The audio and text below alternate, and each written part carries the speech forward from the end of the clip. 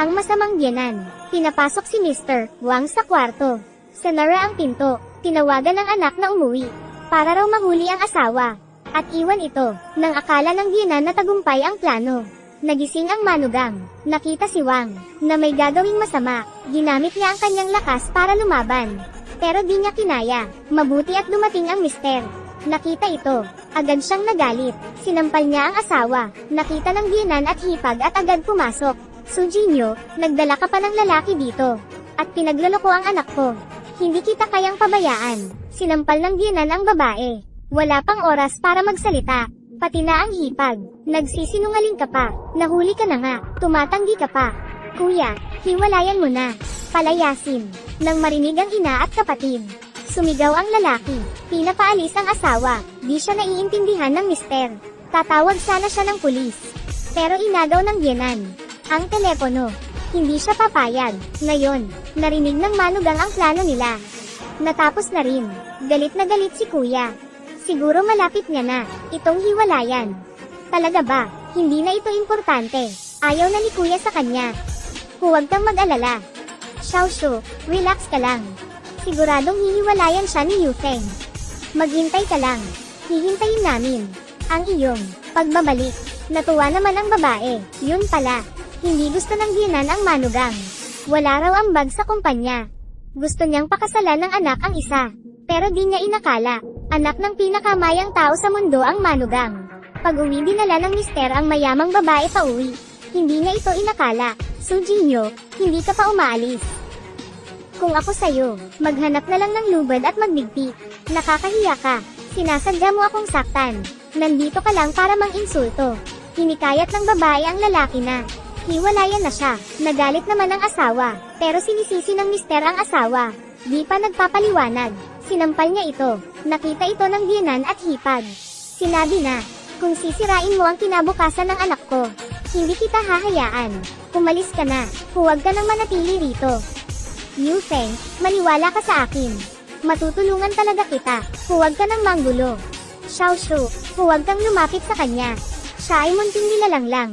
Walang pinag-aralan. Bumili ako ng paborito mong cake. Kung ikukumpara si Xiaoshu at ikaw, kahit daliri mo, walang lamang. Huwag magalit. Pinag-iinsulto nila ito. Nakita ng ama, na pinagmamalupitan ang anak. Galit na hinahampas ang mesa. Agad nagpadala ng mga kotse at bantay. Para turuan ng leksyon ang biyenan.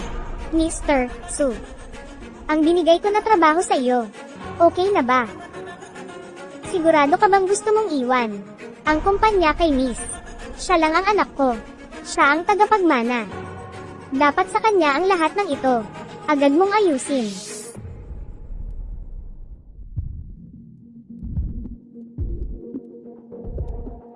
Nandoon na ang papeles ng divorce. Tapat ako kay Yufeng. Ano naman ang silbi nito? Maari bang ipalit ng 10 milyon? Si Linzu ng pamilya Lin ay papakasalan ng anak ko. Paano ka ihahambing sa kanya? Gulo lang ang dala mo. Ano pa ang maaari mong gawin? Kahit anong sabihin mo, hindi ako pipirma ng papeles. Sabi mo na mahal mo ang anak ko. Dapat ibigay mo ang lahat sa kanya. Pipirma ako. Kung si Yufeng ang magsasabi, nagdala ka ng iba. Akala mo gusto ka na makita ng anak ko. Hindi ako nagdala ng tao. Alam ko na ikaw at si Shanshan na wala akong ginawa. Hindi ako aamin. Gusto mo ba akong patayin? Papatayin mo ba siya sa galit? Kung ayaw mong masira ang kinabukasan, gawin mo ang dapat. Pirmahan mo ang papeles. Halika. Gusto kong makita si Yufeng. Nag-date na si kuya. At si Xiaoshu. Ayaw kanyang makita. Ma, tumulong ka. Kailangan niyang pumirma ngayon. Dapat kang pumirma. Dali. Hindi ako pipirma. Aya. Tinulak mo ako. Ang sakit ng bewang ko. Anong nangyari? Kuya, ayaw niyang pumirma. Sinaktan pa si mama. Sobra-sobra na. Feng, na-spoil mo kasi siya. Sinaktan pa niya ang ina mo. Hindi ko kayang gawin ito. Anak, kausapin mo na siya, para maghiwalay. Nakikiusap, na ako. Sinaktan niya talaga ako. Mamamatay ako sa galit. Kuya, buti na lang nandito ako. Kung hindi, baga binugbog na niya si mama. Kawawa naman ang pamilya natin. Bakit ka nagpakasal, nang tulad niya? Bilisan mo at hiwalayan mo na siya. Agad-agad. Liu Feng. Natamba si mama, hindi ko siya tinulak. Su Jinyo, gusto mo pa bang magdahilan?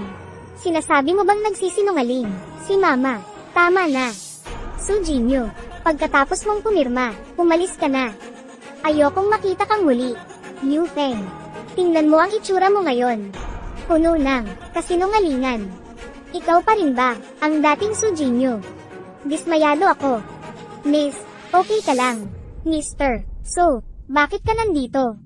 Miss, inutusan ako ng ama mo. Inigay ito sa iyo. Simula ngayon, ikaw na ang magiging pinuno ng pamilyang Su. Lahat ng ari-arian, sa iyo na lahat. Pamilya So ng Nancheng, may mga industriya sa buong mundo. Ang nangunguna, sa kayamanan. Imposible, pamilya So ng Nancheng. Paano ka nagkaroon ng ganitong anak? Ang tapang mo rin, niloloko mo pa kami. Akin na. Akala mo sa isang metal lang ay ganun ka simple, nagpa-print ka lang. Naman, ng token na ito, kilala mo ba ang pamilyang Su? Alam mo ba kung ano ang itsura ng totoo? Napakatapang mo. Mapangahas. Ang kapal mo. Ininsulto mo ang pamilya. Naiinis na ako sa iyo. Kayo na. Feng, tingnan mo. Kung saan-saan pa, naghanap ng mga tao si Jinyo. Mga di kilala. Para magpanggap. Kung ito ay totoo, ipaalam sa pinuno ng pamilyang Su na pinahihirapan tayo, Su Jinyo. Huwag kang magdala ng gulo sa pamilya namin. Napakahirap mo. Hindi ka karapat-dapat dito. Walang kwenta. Umalis ka dito dali. Huwag ka nang babalik sa aming bahay. Bastos. Sino ka sa tingin mo? Ininsulto mo siya. Tama na. Nahihirapan. Si Feng na tanggapin ako. Bigyan ng oras. Dahan-dahan. Mr. Su, bumalik ka na. Ma'am. Liu Feng, mayroong 10 milyon sa card na ito. Su Jinyo, huminto ka sa panaginip. Akala mo dahil suka, ikaw na ang anak ng pamilyang Su. Baka naman, mayroon talagang 10 milyon sa card na ito. Kung makakapagbigay siya ng 10 milyon. Kaya kung kumuha ng 100 milyon. Sino ang hindi maaaring magyabang? Xiao Shu, hindi ka dapat makipagtalo sa kanya. Huwag kang mag-alala. Papaalisin ko na siya. Liu Feng, puntahan mo sa bangko, para malaman mo. Sige. Gusto ko lang pumunta sa bangko. Para naman, mapatunayan. Gusto ko rin pumunta. Nasa sabik ako, gustong makita ang mukha niya.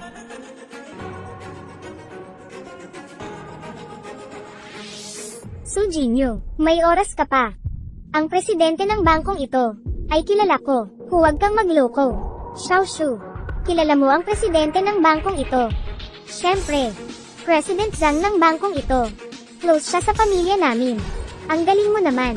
Di tulad ng iba, nagpapanggap pa. May laman daw ang card. Walang hiya. Alam naman ng lahat.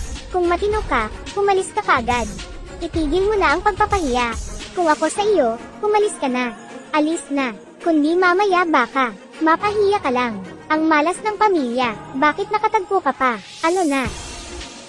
Su Jinyo, tapos na ang problema. Mas mabuting umalis ka. Huwag na. Liu Feng, maniwala ka sa akin. Su Jinyo, ikaw talaga, nagmamatigas. Mamaya, malalantad. Bilang katotohanan. Tingnan natin kung puro kalokohan. Malalaman mo. Excuse me, ano po ang kailangan ninyo? Gusto niya raw kasing malaman kung magkano ang laman ng card. Black card, hindi lahat meron noon. Madalang lang. Hindi bababa sa daan-daang milyong ari-arian. Mayroon ka bang mga ari-arian? Tulad mo, may 100 milyon ka ba? Tingnan mo. Di nga siya makapasok. Nabisto na nga. Kung ako sa'yo, magtatago na lang ako. Nakakahiya. Bakit hindi ka umalis agad? Sandali, bakit hindi mo kunin ang iyong bank card? Suriin ang balanse. Tingnan kung magkano. Baka sentimo lang. Baka naman, maaari mong tulungan. Sa kapital si Feng. Yun lang. Hindi mo na ako kailangan, di ba? Hindi naman talaga kailangan. Feng, tingnan mo siya. Su Jinyo. Nakakahiya pa rin. Tama na nga diba, umalis ka dali. Yu Feng, Su Jinyo, sapat na. Pag pinatuloy mo ito, mapapahiya lang ang pamilya namin. Napag-isipan mo na ba ang mga ito? Xiaoshu, kilala ka nga pala. Siguro, pinadala ni Mr. Zhang ang mga tao para sunduin ka. Shan, tigilan mo na yang sinasabi mo. Baka mamaya, hindi naman ako ang sinusundo. Nakakahiya iyon. Kung hindi ikaw, sino pa ba? Sa amin dito, ikaw lang ang pinakamayaman. Xiaoshu, huwag kang magpakumbaba. Hindi tulad ng ilang tao. Wala ngang kakayahan, pero makapal pa rin ang mukha. Ano ang nangyayari? Manager. Sabi kasi ng babae may black card siya. Gustong i-check ang balanse, pero, tingnan mo ang suot niya. Para bang, niloloko lang tayo. Miss, pasok ka sa loob. Ito ay utos mula kay Mr. Zhang. Iniimbitahan ka. Salamat. Hindi mo man lang makilala ang tunay na mayaman, umalis ka na. Ate Xiaoshu, di ba sabi mo, kilala ka ni Mr. Zhang? Paano nila pinapasok si Eugen sa loob? Xiaoshu, sabi mo na peke, ang card niya. Totoo